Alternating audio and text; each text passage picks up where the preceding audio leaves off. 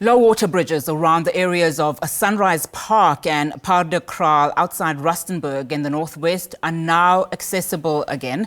The bridges were flooded following the collapse of the Paardekraal Dam wall yesterday. Learners returning from school and other residents coming from their workplaces had to brave the strong current to get home.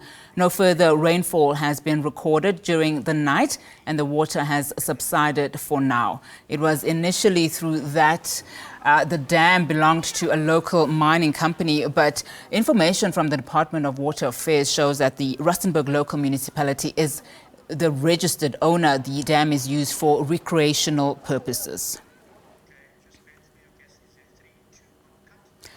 All right, now let's get this conversation on the way. We're now joined via Zoom by Executive Mayor of Rustenburg Local Municipality, Sheila Mabale-Huma. Ma'am, thank you so much for your time this afternoon. Now, we do understand that it's two dams that have collapsed, one belonging to the municipality, yourselves, and one to a mining company.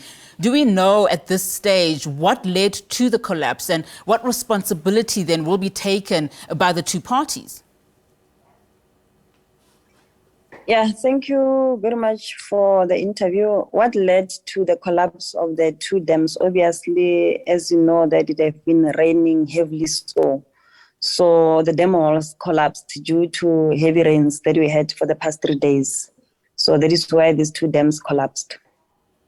So what is happening at the moment? What is the extent of the damage? And are you essentially saying that the floods, the rains that we've seen over the past couple of days in the area are the sole result of that collapse and not necessarily lack of infrastructural management and just oversight?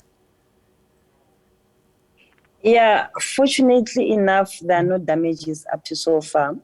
What happened is today in the morning as a municipality, we sent an excavator to go and unblock the bridge. Remember, the two dam walls collapsed and then the water was over flooding into the Hex River, and there was a bridge that is crossing the Hex River, and then the bridge was blocked. That is why today we sent in the excavator to go and unblock. And as we speak, there's no overflooding, even if it can rain in the next 2 days. A spokesperson earlier said that, of course, that residents have been left destitute. You visited one of the affected areas today. What have you seen, and what will you then be doing to assist those residents? You know what, fortunately it's not enough as the municipality, we have approved as council to formalize the informal settlement. The informal settlement that is nearby is called Popomolefe. We are formalizing the informal settlement. As we speak, the contractor is on site and all those affected residents will be attended to as we formalize the informal settlement. We're going to formalize two of the informal settlement. That is in Bekisan and your Popomolefe informal settlement. So they were only affected, like, for example, they couldn't cross over the bridge, those that they were going to work in the morning, school kids that were supposed to go to school. That's how they were affected. But for now, they can cross over the bridge. And like I'm saying, we are going to start with the project of formalizing the informal settlement that is next to the very same bridge that was affected. While you are formalizing these two informal settlements that you talk of, what will then happen to those residents? Or are you saying, as we speak now, as of yesterday, no resident was left destitute? So everybody has some form of shelter, being catered for? Yes, no household was affected by the overflooding. Now, talk to me a little bit about the formalization process in terms of timelines, because some of the residents that have been spoken to, of course, saying that it is a long time in the making for them to have some form of decency in terms of long-term plans.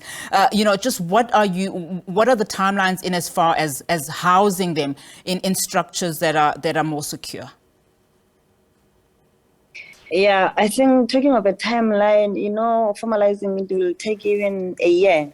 Remember, we must first do audit of those that are there. And like I'm saying, the contractor is already on site. So we must make sure that we do things the right way. And then it's going to take us for a year, if not more than a year. But I think residents must be patient because they've waited for long. At least we are now going to formalize them, and they must allow the municipality a chance to make sure that we do things correctly. Finally, before I let you go, Mayor, of course, I'm sure you will be rebuilding these dam walls because they are a necessity, especially to community members. But what about the measures that you've now put in place to ensure that something like this doesn't happen again? Yeah, currently, like you are saying, we are still going to come up with measures to make sure that we rebuild the walls. And then it's not something that we can do overnight. But we are making sure that by Friday, we would have come up with measures to rebuild those dam walls. All right, Mayor, thank you so much. It was something that was never anticipated. Okay, thank you so much, Mayor. That's all the time we have for this afternoon. Executive Mayor of Rustenburg Local Municipality, Sheila Mabale-Huma, just talking to us there about those 2 dam wall collapses that have collapsed in that area.